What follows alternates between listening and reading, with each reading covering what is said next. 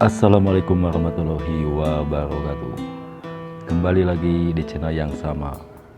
Kali ini saya akan kembali membahas tentang sejarah yang berada di Kabupaten Garut ya, terutama sejarah tentang masa-masa Indonesia dijajah Belanda sampai setelah merdeka ya, zamannya DITI. Oke, di sini saya akan membahas tentang peristiwa berdarah pada tanggal 7 Juli tahun 1919 di Cimareme, Garut ya. Cimareme itu yang berada di Kecamatan Banyarsemi. Di sana ada seorang sosok merupakan pahlawan ya, yaitu Kyai Haji Hasan Arif. Beliau adalah seorang petani ya, saudagar petani ya kalau ini, karena beliau memiliki banyak karena masyarakat di sana banyak yang menggantungkan hidupnya kepada beliau sebagai buruh tani. Bagaimana sepak terjangnya tentang Kyai Haji Hasan Arif yang tewas akhirnya gugur ya di ujung bedil ya, di ujung senjata kaum kolonial ya, orang Belanda ya, penjajah ya. Oke, simak saja video ini sampai selesai.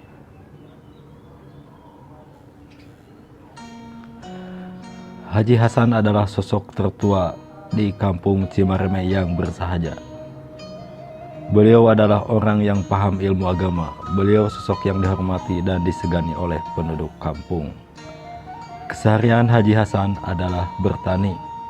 Tampaknya beliau memiliki hubungan kekerabatan dengan Menak Kabupaten Garut, sehingga beliau memiliki tanah dan sawah yang cukup luas. Puluhan anggota keluarga dan penduduk Cimareme menggantungkan hidupnya dengan bekerja di lahan sawahnya. Beliau adalah sosok agamis yang mengamalkan tasawuf dan ajaran tarekat Satoriyah. Pada bulan April 1919, Lurah Cikendal diperintah R. Ijos Wira Atmaja yang pada waktu itu sebagai Wedana Leles ya, untuk mengambil buku CC dari orang-orang yang memiliki lahan sawah lebih dari satu bau. Berdasarkan keterangan lurah, aturan kebijakan padi itu menetapkan bagi siapa saja yang memiliki lahan sawah 1-2 bau harus menjual 1 pikul. Untuk lahan sawah seluas 2-3 bau harus menjual 2 pikul. Untuk lahan sawah 3-4 bau harus menjual 3 pikul, dan seterusnya 4 pikul. Oleh pemerintah desa, per pikul padi itu diberi F450 dan dijual F5, sementara F05 digunakan untuk ongkos angkut. Berdasarkan perhitungan pembelian pare atau pembelian padi, Haji Hasan harus menjual 42 pikul padi kepada pemerintah. Namun beliau keberatan dan hanya mau menjual 10 pikul.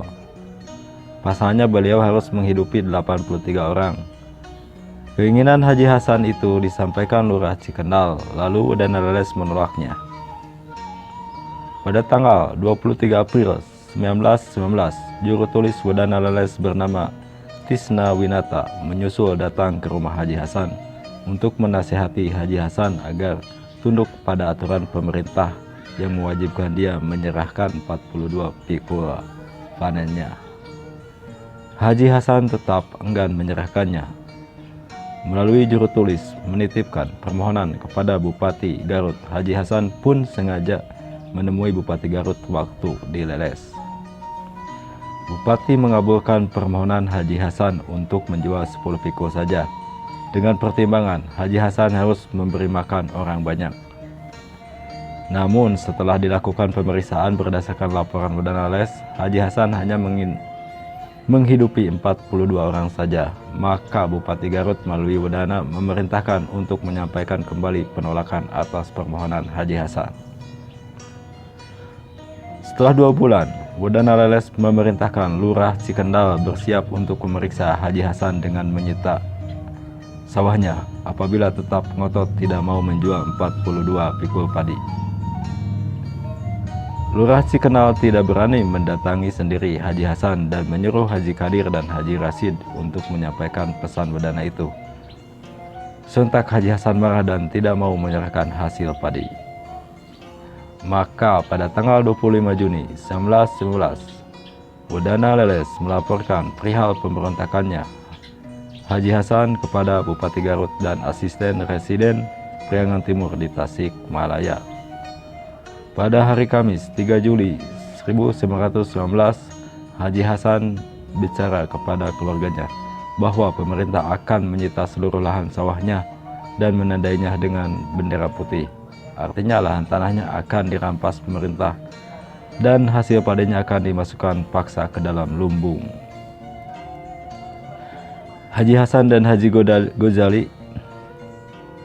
menantu Haji Hasan, meminta bantuan Haji Mugni untuk meminta dukungan dari Haji Haruman.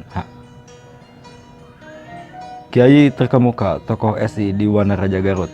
Informasi itu pun disampaikan kepada Haji Adrai, seorang kiai tokoh SI Abdeling B di Balak Kasab, Babakan Loa, Wanaraja Garut. Kedua kiai itu pun sigap menggerakkan jaringan anggotanya untuk bersiap memberikan bantuan kepada keluarga Haji Hasan di Cimareme. Pada hari Jumat tanggal 4 Juli 1919, asisten residen dan pejabat pemerintah Garut dikawal oleh 27 orang anggota polisi datang ke rumah Haji Hasan di Cimareme. Kedatangan asisten residen dan bupati itu disambut oleh ratusan orang yang memakai baju putih-putih lengkap dengan senjata golok dan kelewang. Di sekitar rumah Haji Hasan, baik laki-laki, perempuan, tua, dan muda berkumpul dan berzikir serta membaca ayat-ayat Al-Quran. Suasana di Cimareme begitu mencekam, riuh orang-orang di sana penuh dengan kegetiran. Sementara itu, di halaman rumah Haji Hasan, berbaris anak-anak kecil dengan memakai pakaian serba putih lengkap dengan senjata. Mereka berdiri untuk membentengi rumah Haji Hasan. Pagi itu, Bupati mendampingi asisten residen tiba di halaman rumah Haji Hasan berteriak dengan keras, memerintahkan semua orang untuk berhenti dan meminta Haji Hasan untuk keluar dari dalam rumahnya. Bupati sangat perang. Beliau berteriak kepada Haji Hasan bahwa dia itu bupati wakil Allah dan Rasulullah dalam agama Islam. Haji Hasan membalas kemarahan bupati dan mengatakan bahwa bupati bukan Khalifatullah, akan tetapi laknatullah, atau orang yang dilaknat Allah. Bupati semakin marah dan masuk ke dalam rumah Haji Hasan dan memintanya untuk melepaskan pakaian putih dan menyimpan senjatanya. Dalam pembicaraan itu, Haji Hasan tetap teguh meminta agar permohonannya dikabul. Haji Hasan pun menuliskan permohonan itu di hadapan Bupati dalam selembar kertas. Bupati pun mengiyakan permohonan Haji Hasan. Bupati meminta arahan asisten residen mengenai apa yang harus dilakukan dengan perlawanan Haji Hasan itu. Asisten residen memerintahkan supaya rombongan memerintahkan pulang dan kembali lagi tanggal 7 Juli untuk menangkap Haji Hasan. Pada hari Minggu, tanggal 6 Juli 1919, tokoh-tokoh SSI, AFD, B berkumpul di rumah Haji Muhammad Jakaria, saudara Haji Adrai. Dalam pertemuan itu, Kiai Cilame membicarakan soal untuk membantu dan menolong keselamatan Haji Hasan. Haji Adrai meminta kepada semua yang hadir untuk turut membantu Haji Hasan Cimareme sebagai bukti kepedulian sesama muslim. Banyak isim dan nyimat yang dibuat untuk bekal keselamatan. Setelah itu, mobilisasi untuk membantu Haji Hasan Cimareme pun terus berjalan. Anggota SI banyak yang berdatangan ke Cimareme membawa kain putih dan senjata. Pada hari Senin, 7 Juli 1919, asisten residen, bupati, pejabat pemerintah kabupaten, dan polisi Dienar yang dipimpin oleh Mayor Devi datang kembali ke Cimareme untuk mengambil paksa Haji Hasan. Iring-iringan pejabat pemerintahan kolonial yang lengkap dengan serdadu bersenjata itu bergegas menuju rumah Haji Hasan. Orang-orang yang berpakaian putih dan memakai senjata juga tampak lebih banyak dari hari sebelumnya. Sepertinya mereka menunggu komando apa yang harus diperbuat untuk menolong. Di luar dugaan, Bupati Garut sangatlah agresif. Sampainya di halaman rumah, Haji Hasan Bupati berteriak kepada seluruh orang yang ada di halaman rumah supaya keluar. Sementara di dalam rumah Haji Hasan banyak orang terus berzikir. Bupati semakin berang dengan penuh amarah menginjak-injak tangga rumah dan berteriak menyuruh semua orang di dalam rumah untuk keluar. Haji Hasan dan keluarganya tetap tenang berzikir dalam rumah. Setelah itu Bupati dan asisten residen memerintahkan kepada komandan pasukan bersenjata laras panjang untuk bertindak. Selanjutnya sang komandan memberikan isyarat tembakan peringatan yang diarahkan ke atas.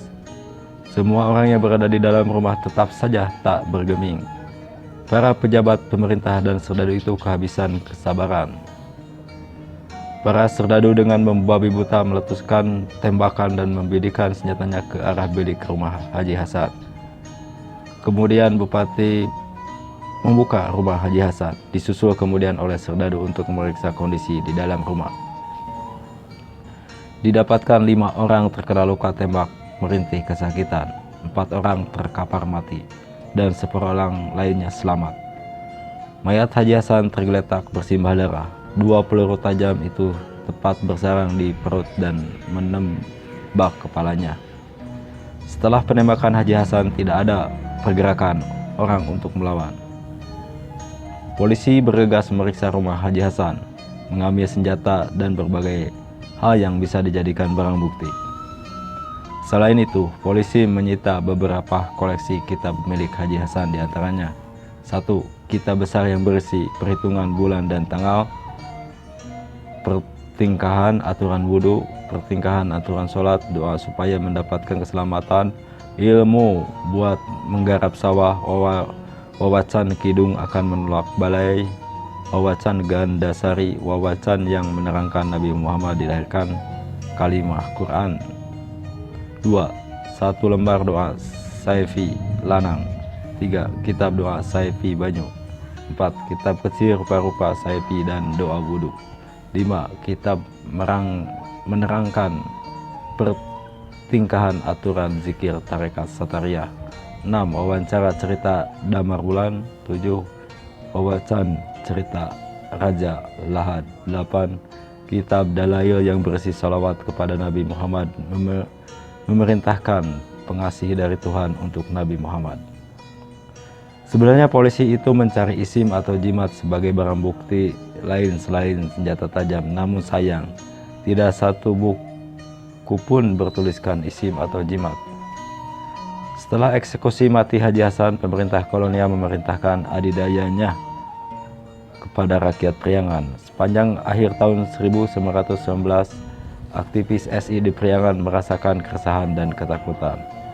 Melalui tangan-tangan besi pejabat pribumi lokal, ratusan orang di setiap kewadanaan dipanggil paksa, diperiksa, didakwa. Mereka diperiksa soal keterlibatan dalam kasus rusuh Cimareme. Guna mengembangkan kasus itu, pemanggilan paksa dan pemeriksaan anggota SI juga dilakukan di Kabupaten Tasikmalaya, Ciamis, Bandung, juga Cianjur. Demikian kisah tentang sosok yang pemberani, yaitu Haji Hasan yang berasal dari Cimareme, Kecamatan Banyuresmi, Garut. Beliau adalah seorang petani yang cukup lumayan kaya ya, bisa menghidupi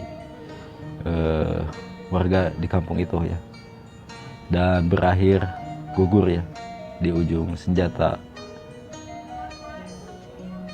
pemerintahan Belanda, Hindia Belanda pada waktu itu. Demikian, mohon maaf apabila ada kekurangan. Hatur nuhun, wassalamualaikum warahmatullahi wabarakatuh.